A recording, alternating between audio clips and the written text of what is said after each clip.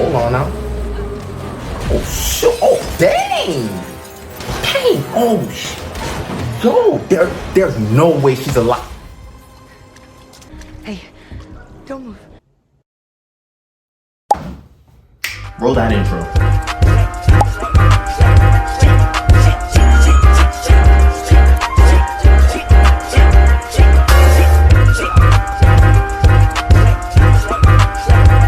When consuming any form of media that has an ounce of story, there will obviously be some narrative elements to make the story more compelling. After encountering enough stories, you'll start to notice certain patterns being used across a multitude of series and genres. Things like the assembly of a team or a character searching for a treasure are all common patterns seen in many narratives. What I've just described to you is a plot trope, and there's a whole lot of them that we see, but it would be a bold-faced lie if I were to say that every trope was good. So in today's video, I want to talk about the tropes that I, and likely other people, find very annoying. And as we work our way through the video, the tropes will get more egregious and challenge my suspension of disbelief to the fullest. There will be no manga spoilers, but anime spoilers are going to be in this video, obviously. With that being said, we're going to start off with tropes that bring some minor annoyances, fairly trivial stuff, but worth mentioning. And the first one is the infamous line, "He's right behind me, isn't he?" Which is just a meme at this point. It's been a staple line in so many TV shows and films for years, and there was a time when the line was actually funny, but that time was like 15 years ago. It doesn't really bother me when I hear it in a movie or see it played out in other settings, but it can be really corny when it's used unironically as a joke in a comedy movie. I think nowadays, the trope is better when the character doesn't even say anything and they just have a look of doom and despair on their face. It's just funny to see how funny a face a character can make when they're caught lacking. This Lex Luthor panel gets me every single time because he knows better than anyone else the gravity of the situation he's in. The henchman in Spider-Man games also just look hilarious if you pause the game while you're fighting them, and I don't blame them at all. We'd all have this face if we knew Spider-Man was about to cave our skulls into the pavement, but I think we can all agree that Bleach is the king of these types of shots, and they honestly never get old. Besides that, there's not really much else to say aside from the trope being extremely played out. Another trope I see people have a problem with is the whole idea of the MC or a majority of the main cast being the chosen ones or some legend from prophecy, and I can understand the frustration and agree with it a bit. I think this comment brought up a good point about how the whole trope can low-key shift the trajectory of a character's journey. In the cases of Naruto and Luffy, we saw them grow and learn how to control their abilities they were given from a very young age, and it felt as if they were cleverly developing new strategies and abilities reflecting their growth as a character. But when you learn that they secretly had some overpowered fruit of legends, it kind of feels a bit watered down. Imagine if we knew Naruto was the son of the Hokage, had amazing clan traits, and was the child of prophecy from the very beginning. All those trials and tribulations would feel less character defining because you'd expect him to win everything. However, I do think the trope is realistic in a sense. The trope can work because we're following the success story, so certain conveniences have to be expected when it comes to a character's progression. Naruto is trying to be Hokage, so although it may seem a bit BS to have him have all these favorable genetics, I kind of have to believe it. You typically do need some type of X factor to get you to the top. Same thing goes for Luffy when trying to find a One Piece, or basically any character that has a lofty goal. I also feel as if the writer has a large influence on how well a plot point like this can affect the story, which applies to most of this video. I'm just stating the obvious. Luffy still had to work to actually unlock these legendary abilities and whatnot, so in a sense, it still feels like all of the extra powers and implications of this special fruit were earned. The chosen one trope is a case of something that I've grown to accept a lot more over time as something that's low-key necessary depending on the story. Alright, now we're gonna start getting into plot tropes that are low-key dumb as bricks. These are tropes people typically identify as a stupid plot point. It's weird though, despite the widespread complaints, you'll see these tropes more often than not. The first of these tropes is the classic case of the villain monologuing long enough to allow the hero to escape. I feel as if we don't see as many egregious cases nowadays, but they're prevalent in some manner. People have already talked about how stupid this trope is, and I share a similar sentiment. Like, I get that it gives the hero an opportunity to make a comeback and win, but it's not even as if these villains are saying anything particularly interesting. It's usually some unfounded arrogance that they're expressing. Half of the time, they're just explaining their plan in great detail, believing it's foolproof. It makes it even worse when the villain actually wants to murk the hero and they just start talking, which objectively puts them in a worse position. The hero now knows everything about your plan, so if they're smart enough or, you know, have enough plot armor, they're going to be able to escape. The only argument I understand is when arrogance is a villain's primary trait and they want to embarrass the hero before their defeat. Another may be that they want to prove the hero and their convictions wrong before they kill them. But still, it makes little to no sense to give a chance to someone you know can be the biggest obstacle to your goals. This trope only works when the hero and villain are debating ideals to make it more realistic. Like when Green Goblin and Spider-Man are yapping, it makes sense for Goblin to not murk Peter off rip because he's offering him an opportunity at a partnership. Aside from these cases, this trope just really should not be done in any serious movie. Okay, this next trope was one of the more notable ones, especially when it comes to tropes that people don't really like, and it's the power of friendship. And I'll be honest, I really don't think this trope is as bad as people say it is. I see this trope get a lot of flack for being overused, but I low-key think it's kind of realistic. The power of friendship is essentially when a character is able to win a fight because of the bonds of their friendship. I don't know if I'm crazy, but this is something I can see possibly happening in real life. I feel as if the power of friendship is sort of like when you have a crowd behind you to support whatever you're doing. Assuming your friends aren't there to clown you, if all your close friends are there to help you with something, would that not make you feel a bit more energized? Now, I'm not that delusional. When you're getting a power up strong enough to start boxing up the person who was previously shrugging off your attacks, you're getting hit with the power of friendship allegations, cause that's BS. Shonen anime are typically guilty of using the trope in this manner, but it makes sense considering those series are meant for a younger audience. There are also some cases where the trope is handled correctly, where the close bond between two characters can help them push through certain trials and tribulations. I don't think this trope is particularly bad, but it still gets the side eye from me a lot because a lot of series use it so blatantly and don't even try to disguise it. Next trope I want to talk about is when characters hold back against their opponents. Dragon Ball characters are guilty of this one a lot. And let me be real with y'all, Dragon Ball fried my brain because I kind of understand why they do it so often. You can't just crush someone immediately with full power. You don't go on a track and run a race immediately at 100%. You can pull a muscle or something. Like if you know you're better than someone at a game, you gotta drag it out a bit so you can have some more fun. Really need to gauge their power a bit and show off while you're at it too. There's also a bit of mystery to a character when you know they could just violate at any moment. And plus, a lot of characters who do hold back do have a pretty good reason in doing so. I mainly refer to superheroes when I say this, as most of the time they have a stricter moral code and don't want to murk anyone. Take Spider-Man for example. He's legitimately too strong for his opponents most of the time. When Doc Ock took over Peter Parker's body, he punched off Scorpion's jaw. And I don't mean metaphorically or rhetorically or poetically or theoretically or in any other fancy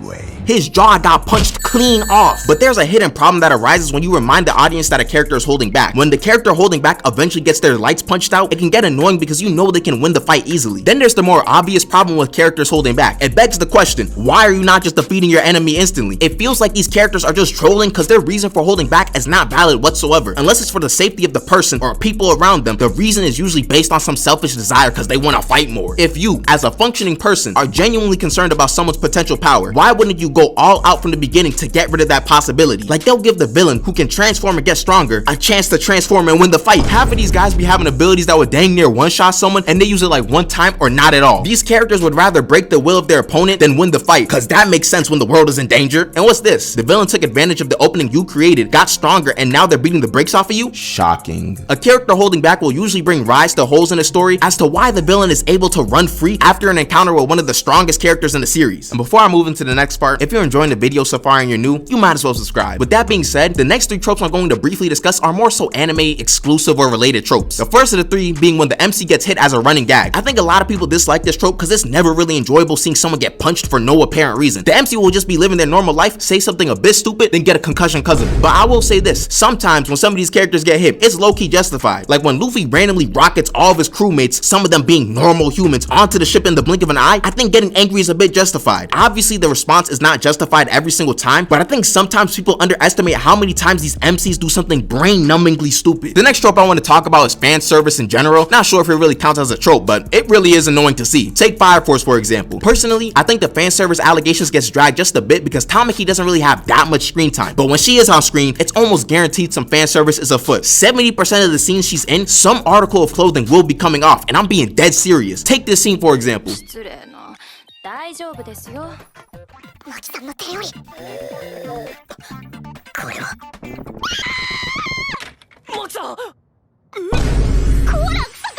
Look at the scenario, look at the timer. Does this even make sense? Even if we just say it's comedy, are we really laughing about it that much? Like, how do some of these anime scenarios even happen? He slipped, fell, then pulled down her pants. What are we even doing here? I promise you, without any of these scenes, the series will remain the exact same. The trope is really only good for the freaks of the world who enjoy it. Another trope that's especially annoying to come across is when characters start explaining their ability. And while we're at it, let's lump in when people magically just guess the ability of their opponent. Both of them make little to no sense. In any type of fight, your biggest advantage is your opponent not knowing what you're capable of doing. Therefore, if that information gets revealed, you take away a lot of your advantage. So why on earth would these characters reveal their ability? Let me be clear, this trope mainly happens to help the viewer out and actually know what's happening during a fight. However, in universe, it still makes no sense. The only time it does make sense is in a series like Jujutsu Kaisen because revealing your curse technique makes it stronger. But even then, would it not be more beneficial to hit an enemy with an attack that they don't know how to counter? They do this in Bleach a lot. Y'all know I love my examples, so allow me to introduce you to the captain of the 3rd division, Rose. This guy has a very strong Bankai that if you don't know what to do against it, you'll probably lose. Keep in mind, we are fighting in a war right now, so every battle matters. After popping his Bankai on the enemy, Rose has the bright idea to explain all the intricacies of his Bankai. Guess what happens to him after that?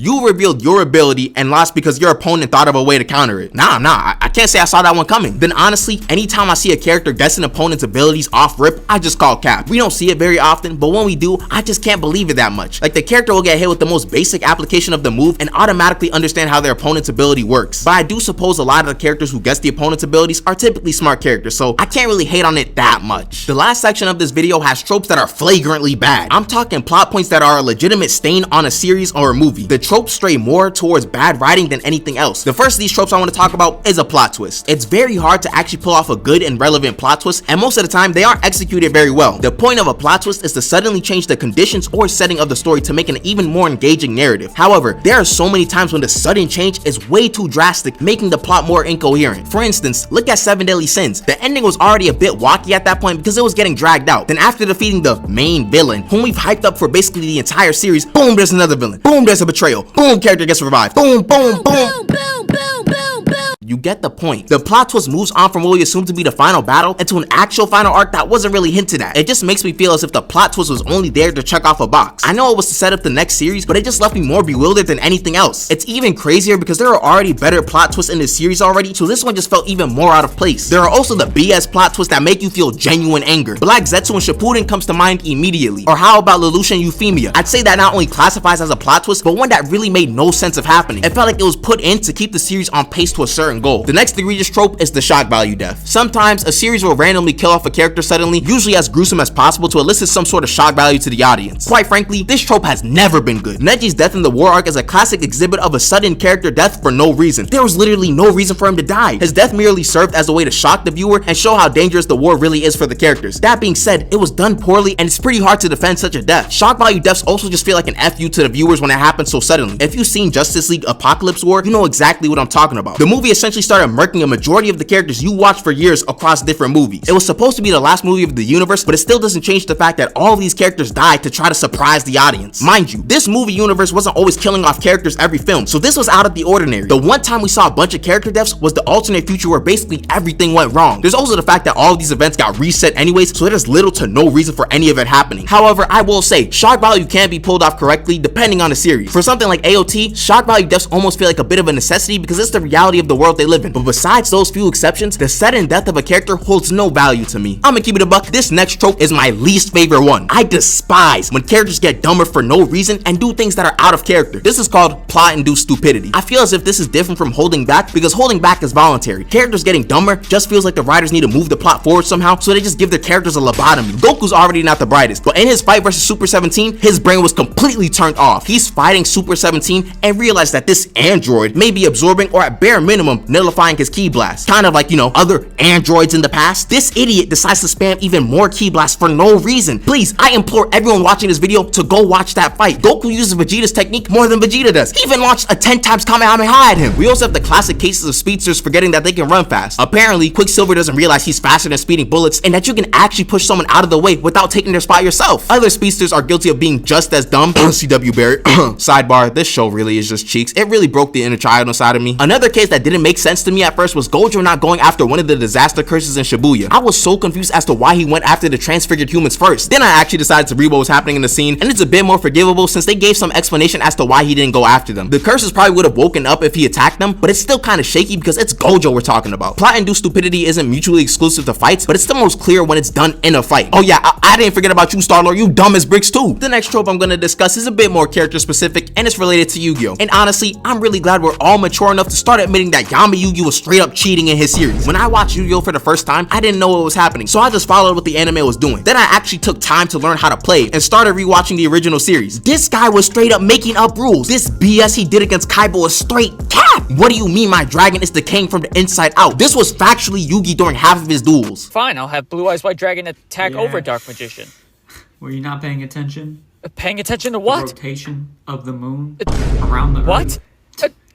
No. Heart of the Cards is also the most capability I've ever seen. I'm supposed to believe that as long as he has faith in his deck, he'll get the card he needs. Imagine someone told you that in real life and they got the card they needed every single time. We'd all assume they're cheating. Remember, this guy's some pharaoh from centuries ago playing card games in the modern era. He's probably using some millennium magic to help him get the cards he needs. And just to top it off, here's Yugi drawing 4 cards when Pot of Greed only allows him to draw 2 cards. Animation error? I think not. That man is cheating. The second to last trope is, actually, let me just put it like this. No, no, no, no, no, no, no. It's a different culture, fine, whatever. But come on, bruh, this is just weird. I don't think I need to talk about how weird it is to portray adults as kids, and then even worse, put these characters in romantic positions. And to anyone who thinks this image is completely fine because she's an adult, look at this image and tell me you wouldn't have to do a double take. I'm not spending too long on this trope. Let's just move on to the final one. And this trope is a character getting written out of the story only for them to return at the most convenient time. And this Loki is going to be a preview for a later video I got in the works right now. I just find it very interesting how fans of a certain series will dunk on other series for bringing back a thought to be dead character and not bat an eye when it happens in their own series. I understand that a lot of the time people don't care about narrative as long as their favorite character comes back, and I'm on that train too. I'd be the happiest person alive if they brought back Jiraiya, but when I see people calling it good writing because of foreshadowing, I start to question whether we saw the same thing or not. It's just hard for me to believe certain characters who are essentially in limbo come back at the exact moment needed to save the day. Stories will try to avoid this problem by making it apparent that we don't officially know the whereabouts of said characters. Sure, that makes it make sense on how it happened, but it doesn't mean it was necessarily good. And I'm sure that there are some of you guys that are catching on to what I'm saying here, but I'm gonna leave a lot more of my argument for a later video. Anyways, I hope you guys enjoyed the video, especially considering how much longer it is than usual. I feel a bit better not uploading super frequently if I end up dropping like a 20-minute video. Let me guys know if you guys want a potential part 2 to this video. I thought I got a lot of the tropes that I didn't like, but maybe there's some I missed. With that being said, have a great day and peace out.